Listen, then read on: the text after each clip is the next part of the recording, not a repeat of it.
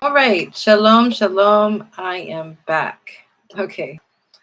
Now we are going to focus on part two of exploring Revelation 12.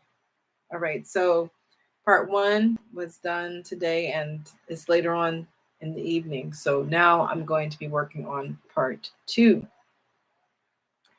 So, just to recap on part one, I was focusing mainly on we read from the HebrewGospels.com, we read all of Revelation 12, chapter 12, and we focused primarily on breaking down verse 1.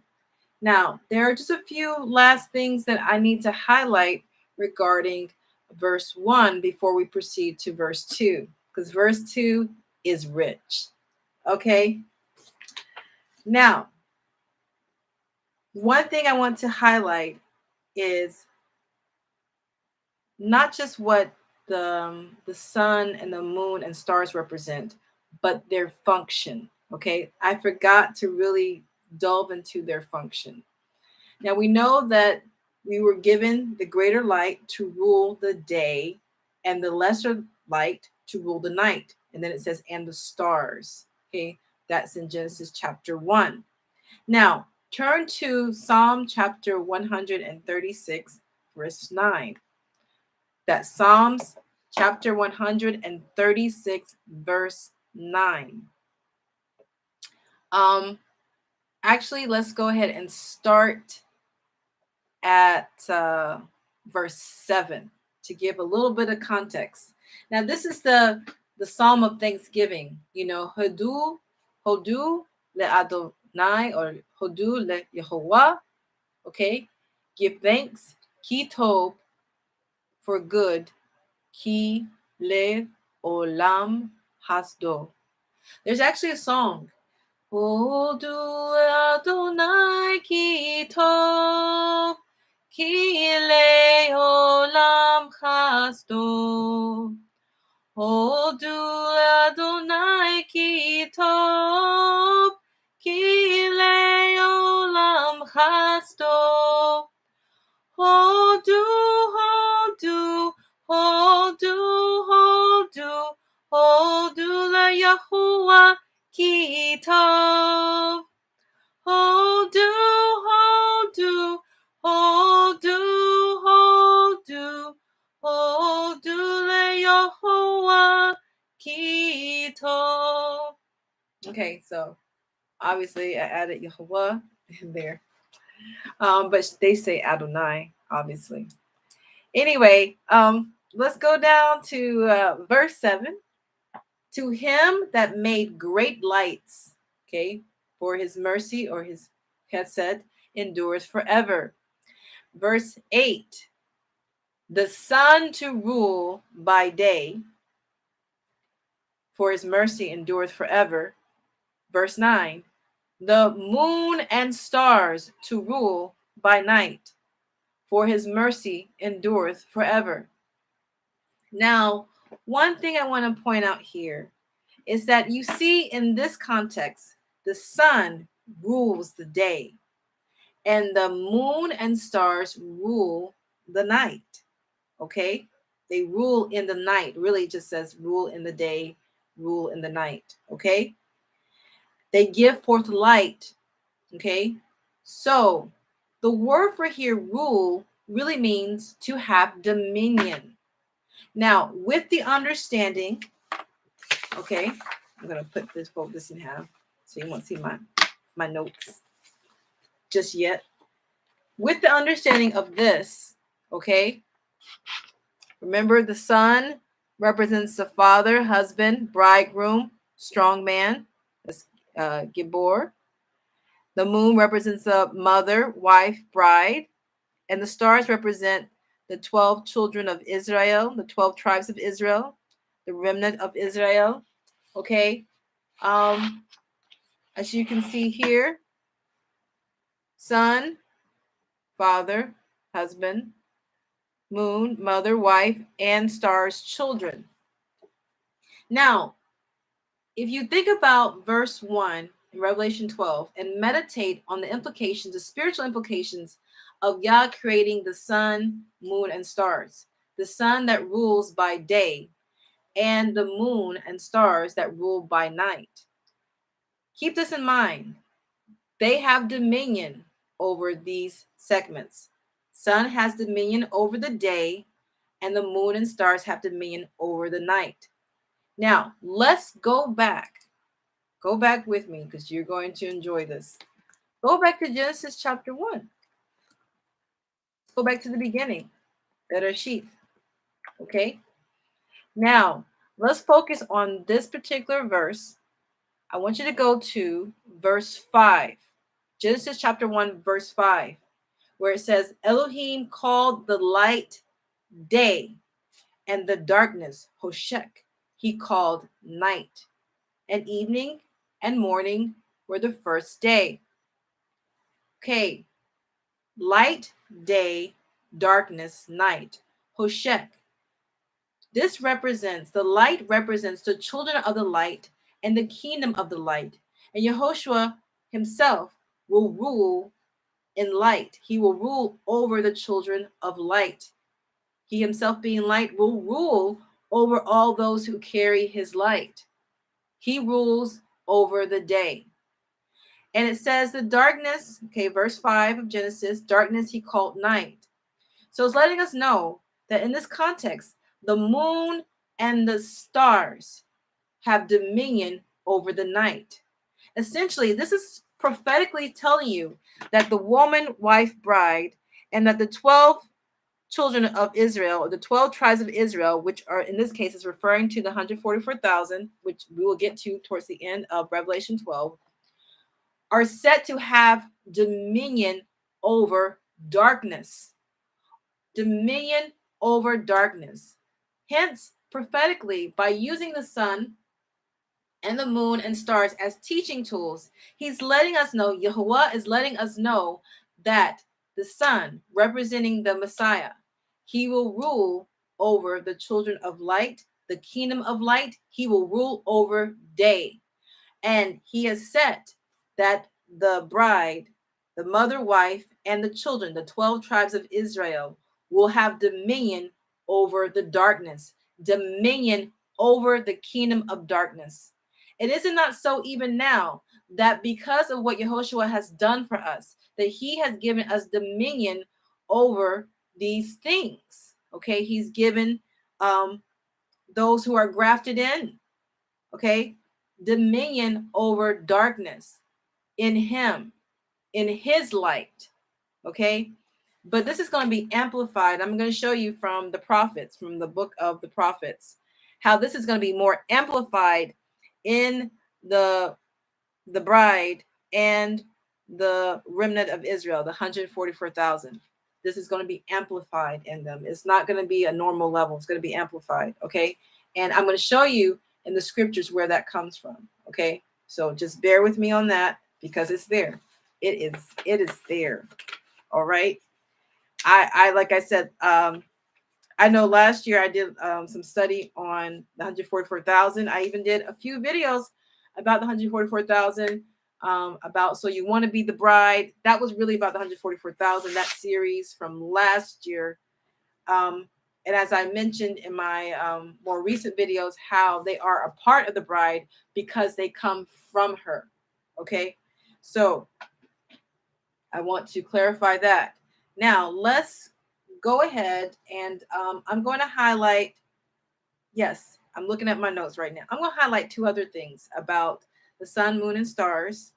Okay, and then we're going to go to verse 2 because verse 2 is rich. As I said, it is rich. All right, I have four main verses to look at, but obviously I like to provide context. So I'm just not going to just read that verse. I'm going to give you some context around it so you can get a better picture of what you're seeing. Okay. Let's also look at some things here regarding the moon. If you look at Isaiah chapter 13, verse 10, it talks about the moon shall not cause. I'll tell you how it reads. Okay, let me go to actually how it reads because they did not translate this properly. You know me about the Ibri. You go look in the Ibri. The Ibri will clarify to you what it's really saying. Now I'm going to read to you what Yeah, okay. I'm going to read to you what it says in the KJV, and I'm going to clarify to you what it's saying in from the Ibri, okay? At least the latter part of it. Okay, so Isaiah chapter 13, verse 10 reads, "For the stars of heaven and the constellations thereof shall not give their light. The sun shall be darkened in his going forth, and the moon shall not cause her light to shine." Okay? Now, when it says that, the part where it says, "and the moon shall not cause her light to shine," that is not what it says in the Ibri. Okay? It says, "the moon shall not cause his light to shine." Talking about the light of the sun. I will say that again. In the Ibri, it says, "and the moon shall not cause his light to shine." Okay, the sun shall be darkened in his going forth, and the moon shall not cause his light to shine.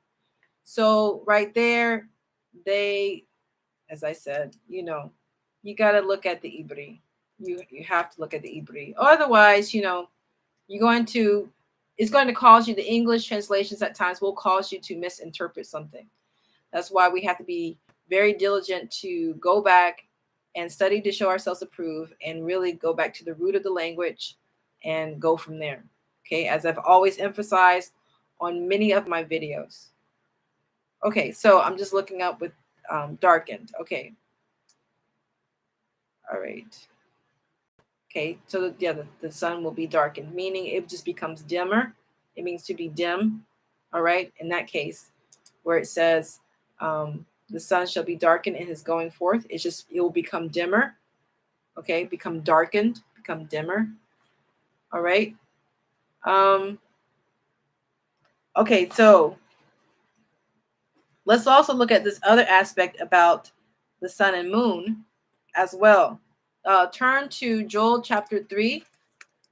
Joel chapter 3, we're going to look at verse 15. All right, and I'm going to tell you um,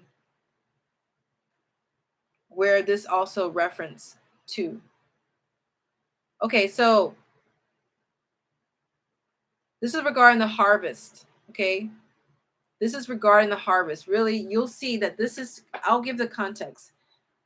This is about the final gathering, the harvesting of the wicked. Okay, at the very end, you'll see that at the very end of Revelation, in terms of, not the very end, but when Yehoshua returns. Okay, so I will read this in, let's start at verse, yes. Okay, let's start verse 9 to give context. Okay, before I read Joel chapter 3, verse 15 and focus on what that's really saying, I'm going to give you some context here. Okay, Joel chapter 3, verse 9. "Proclaim ye this among the Gentiles. Prepare war. Wake up the mighty men. Let all the men of war draw near. Let them come up. Beat your plowshares into swords, and your pruning hooks into spears. Let the weak say, I am strong. Assemble yourselves and come, all you heathen, and gather yourself together round about. There, cause your mighty ones to come down, O Yahweh. Let the heathen be wakened, and come up to the valley of Jehoshaphat. For there I will sit to judge all the heathen round about. Put ye in the sickle, for the harvest is ripe.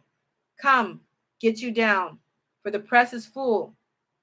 The fats overflow, for their wickedness is great. Verse 14. Multitudes in the valley of decision, for the day of Yahuwah is near in the valley of decision. Verse 15. The sun and moon shall be darkened, and the stars shall withdraw their shining. Verse 16. Yahuwah shall roar out of Zion and utter his voice from Jerusalem, and the heavens and the earth shall shake, but Yahuwah will be the hope of his people and the strength of the children of Israel.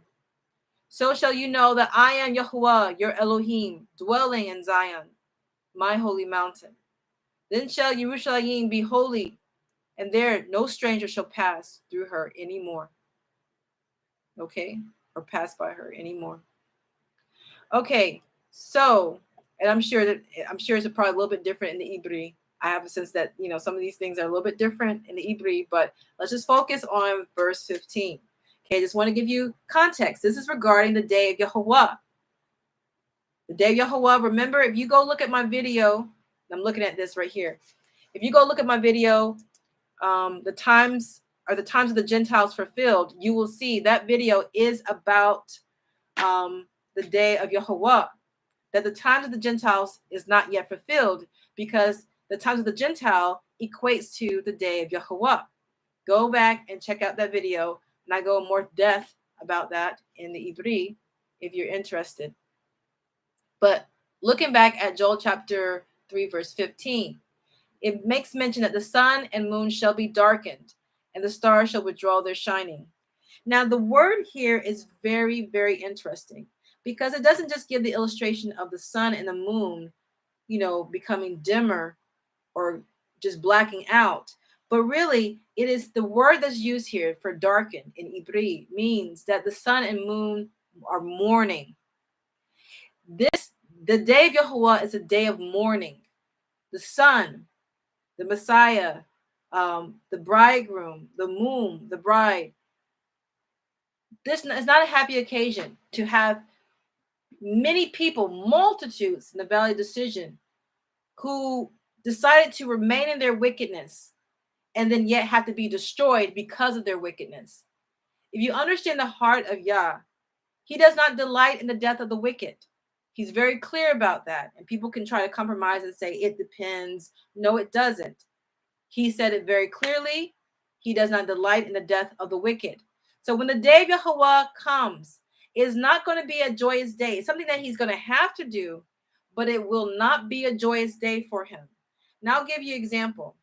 I remember this one lady had a testimony. She posted on her YouTube community post how she was praying like, yeah, bring the day of Yahuwah, bring the day of Yahuwah. I just want the day of Yahuwah to be here. I just want to be done with. And he told her that night after she prayed, he said, do not pray that. You don't want that day. You don't understand. And so she repented for asking Yah to bring the day of Yahuwah like soon as possible, because it's not going to be a day that he is going to be delighted. It's not going to be a day that he's going to be joyful. He's going to do what he has to do in order to establish his righteousness on the earth. In order for Yehoshua to establish his righteousness on the earth, he knows he's going to have to do as a heavenly Father has required him to do.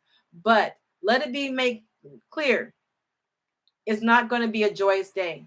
It is not going to be a day of joy for him, because many souls of people that he would have rather taken these wicked people and made them righteous are going to be gone. It is a day that the sun and moon shall mourn. The sun and moon shall mourn that day. It is not going to be a joyous day. Okay, so just want to clarify that. But this is another example of the sun and moon illustrating the bridegroom and the bride. Okay, as I mentioned in Revelation chapter 12, verse 1. Okay, another thing I want to mention here, and then we can move on, okay, to verse 2. And I might just actually just do another continuation, okay? Obviously I am. Let's look at Isaiah chapter 14. So turn to Isaiah chapter 14. Okay. I'm just going through my checklist here because I actually did have a checklist. All right, Isaiah chapter 14, verse 13. Okay, and it reads, let's start from the first verse above that. Let's do verse 12 so you can understand the context. Of course, this was not in my Who is Hasatan video, but you can very well include it in there, okay? Verse 12 of Isaiah chapter 14. How you are fallen from heaven, O Lucifer, son of the morning. Are you cut down to the ground, which did weakens the nations? For you said in your heart, I will ascend into heaven. I will exalt my throne above the stars of Elohim. I will sit also upon the mount of the congregation in the sides of the north. Okay? So I brought this one up to highlight how Satan, from the beginning, desired to set himself over the stars of Elohim. Okay? So we know that the stars of Elohim, or the stars, represent the children. He wanted to exalt himself over the children of Elohim. And he did just that with what he did with Adam and Hawa, and what he has done with the rest of humanity. Okay? And what he has tried to do, he tried to set himself up even over the 12 tribes of Israel by causing them to turn away from Yah. Okay?